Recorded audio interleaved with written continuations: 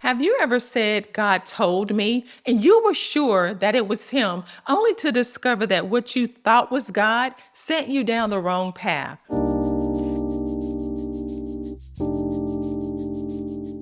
In this video, I'm going to share with you how you can know God's voice and how He speaks to you with clarity and accuracy. We all desperately want to hear God's voice, but often we're guessing. And when we guess wrong, we drift off course. We become frustrated and we are unsure of what God is saying. So let's talk about it. When we talk about hearing the voice of God, most people think of something audible, a whisper, a booming voice, or maybe a deep feeling on the inside.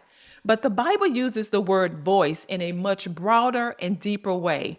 The Hebrew word for voice is kol, and it means noise, sound, thunder, or even a proclamation. It carries authority, emotion, and divine presence. The power of God is never random, it's always purposeful. In Psalm 107:20, the word says that He sent His word and healed them and delivered them from their destructions. That verse tells us something powerful. God's power follows His word. He doesn't release power because of emotion or pressure. He releases it because it aligns with His will. Here's the sequence we can all see through Scripture.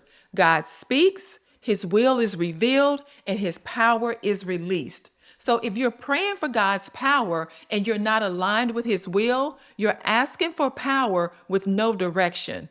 Because in the kingdom, power follows order. Just as natural laws govern creation, spiritual laws govern the kingdom. There's faith, obedience, and alignment, which these things are not optional. They are the conditions that allow God's power to flow. In Matthew 9:29, it says, according to your faith, be it unto you. Faith opens the gateway, obedience keeps it open, and then we see alignment keeping things flowing and moving. So the possibilities in the kingdom aren't accidental. They are manifestations of divine order. And when your life aligns with God's word, you position yourself for kingdom possibilities. So let's recap how we see this truth in Scripture. So let's start with the Scriptures. In Psalm 29, the voice of the Lord thunders and it shapes creation. And then we see in Ezekiel 43 how God's voice returns with glory. It restores the light to the earth. It returns glory to the temple. God's voice is not just heard, there's an experience that follows. The Hebrew word kol, which is voice, it speaks of divine vibration, proclamation, and expression. So when His voice moves, His presence moves. And when His presence moves, His will is revealed. So practically speaking, let's think about Jesus. The Bible said that the Spirit led Him into the wilderness, and then later He was empowered for His ministry. When we look at Psalm 23, the shepherd's voice doesn't drive us, it leads us. There's first a leading into rest, and then we see a leading into righteousness. So that means that the voice of God will never rush you, confuse you, or condemn you. But there is going to be a guiding peace, a confirmation of your purpose, and then you're going to be prepared through that process. God's voice speaks through peace, conviction, timing, and obedience, not chaos and pressure. So here's a bold truth that I want you to know. The power of God only moves where the will of God is known. God's power is never detached from His will. His power has no assignment. That's why discerning His voice is so vital, because His power follows His voice.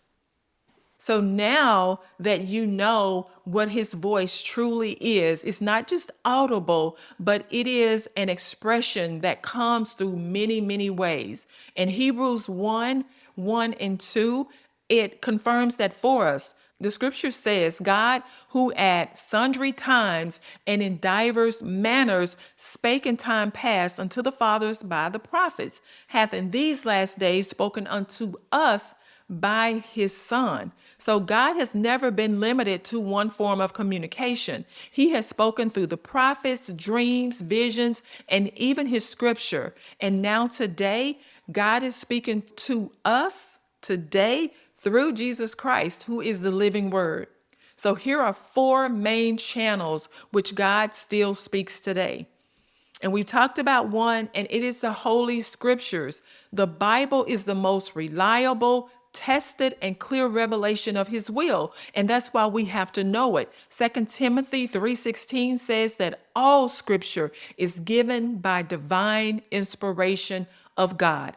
Every other voice must align with the written word. If it's a prophet, if it comes in a dream, if it comes in a vision, if somebody writes it down on a tablet, it must align with the written word of God because his word is his final authority.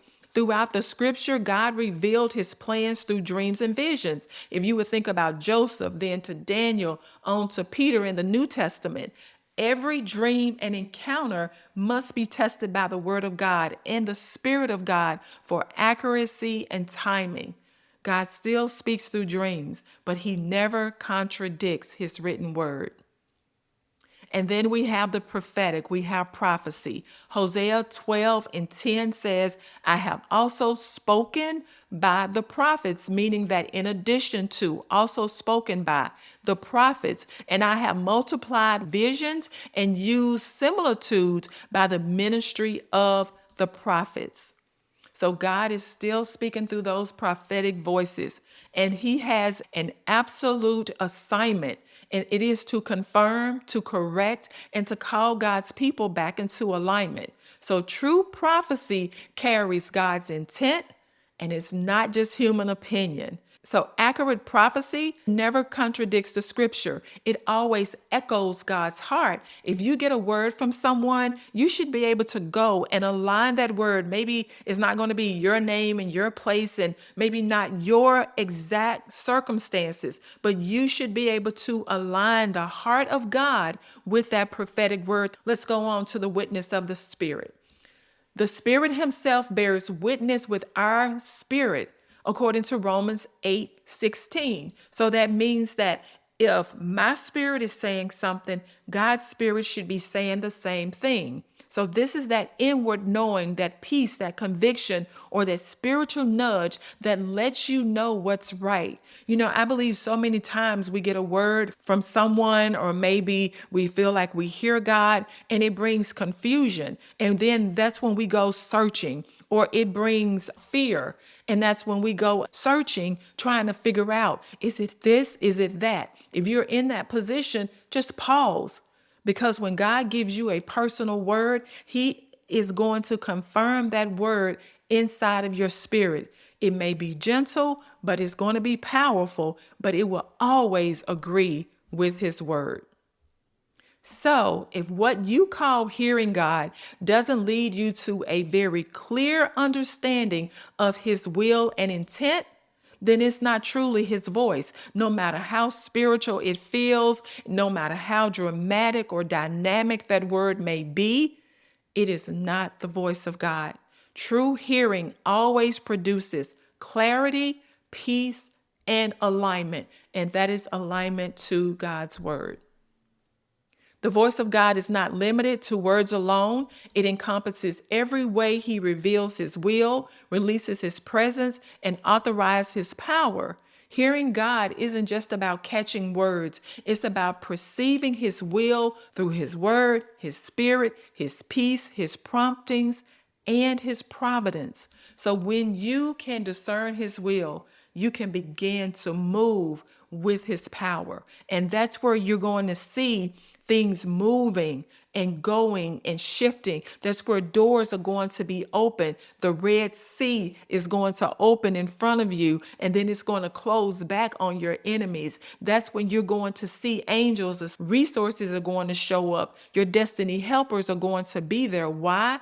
Because whenever God's will is accessed, his power is going to be there, and the power of God moves mountains. Amen. All right, so let's recap what we have learned so far. Number one, the voice of God is his active presence revealing his will, his intent, and purpose. Please remember that. His power always follows his voice, not emotion, not pressure, but its alignment. God communicates through scripture, the Spirit of God, the Holy Spirit, the prophetic and divine encounters. There could be visions and dreams, but all are always consistent with his word. And true hearing produces clarity, obedience, and fruit. So true hearing produces clarity, obedience, fruit, not confusion, and definitely not fear. So here's a key that I want you to take away today. To truly hear God is to understand his will, and to walk in his will is to release his power. When you know his voice, you will know his will. And when you obey his will, you will experience his power. So before you chase another prophetic word or wait for another thunderous sign, I want you to ask yourself this question and be very honest. Have I quieted my spirit long enough to recognize his voice in his word, his peace, and his promptings? Have you just sat still long enough? Shut out all the noise so that you can hear God's word. Because Jesus said, my sheep hear my voice, and I know them, and they follow me. John 10:27. So stay sensitive, stay submitted, and let the voice of God guide your next move. I would like to pray for you. Dear Heavenly Father, we thank you that the power of God only moves where your will. Father, we thank you today that we can know your will. We thank you that we can hear your voice, and there are so many channels by which we can hear it. We can hear it audibly through our ears. We can hear it in our spirit. Lord, we can even see you moving and manifesting, Lord God, through the things that you have created. So we thank you, Father, that we know ultimately to be able to connect what we're seeing, what we're hearing, what we're feeling. It has to connect with your will, your intent for our lives, and we can know and discover that through your word. No more chasing, no more being tossed to and fro, because we can hear directly from you. Oh, Father, you're such a good God. We just thank you right now that you're leading and you're guiding us so gently, but so powerfully. In the mighty name of Jesus Christ, we pray.